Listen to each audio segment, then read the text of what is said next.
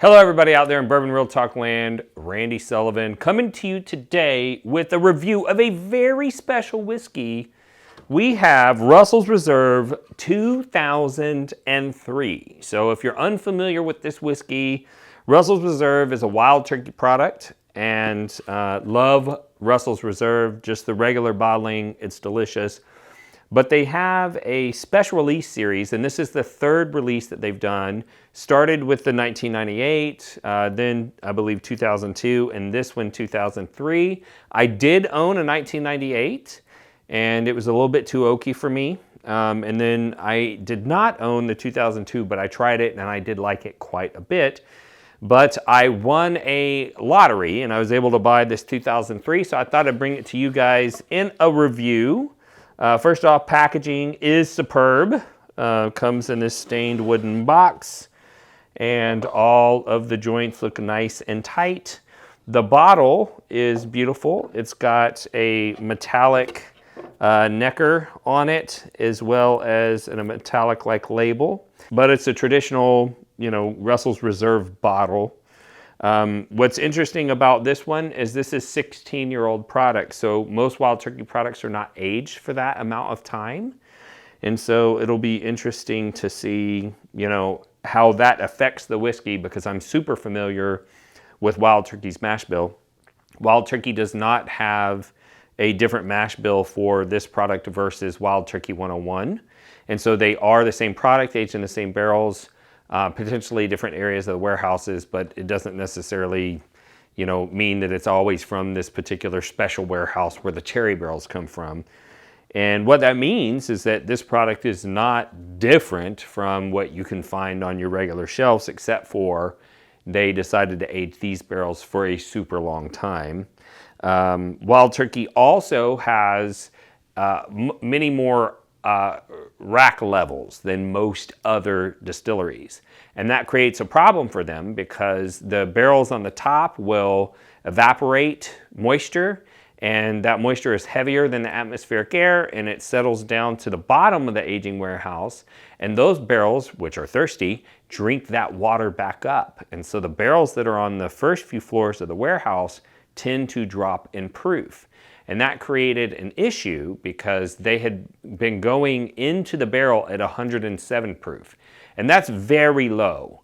The maximum legal barrel entry proof is 125. Almost all major distilleries go in at 125 because it's efficient. You get to store more whiskey in a smaller amount of space, and it helps with profitability, but it may not help with flavor.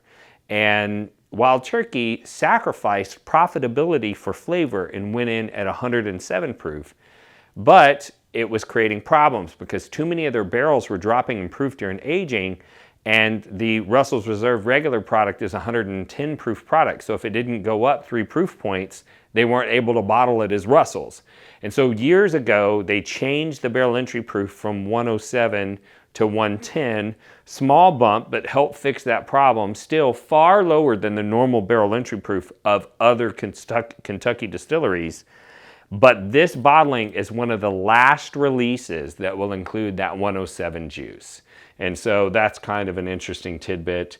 Also, this entire series is kind of an homage to the Russell family, who are the master distiller family that's been making wild turkey for many, many decades. You've got Jimmy, Eddie, and Bruce coming up on the back end.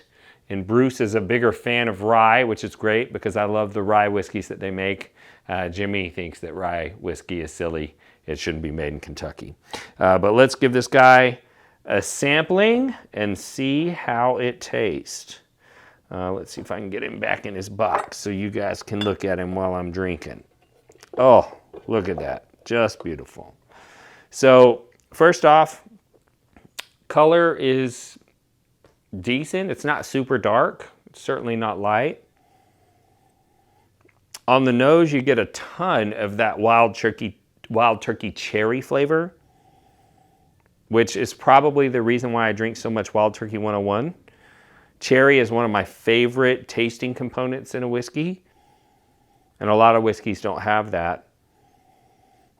There's also a bit of like an allspice. So there's a little bit of a cloviness, like a spiciness, but it's a little lighter than just straight clove, more like an allspice, maybe a little cinnamon, and definitely a smokiness that's coming across.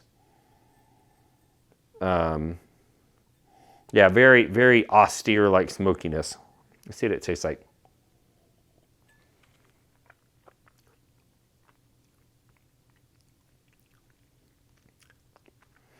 You can definitely taste the age on this product.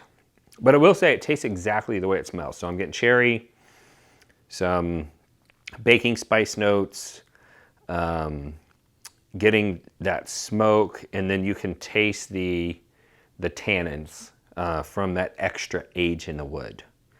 But all in all, an amazing product. If you have a chance to buy a bottle, I would certainly not hesitate.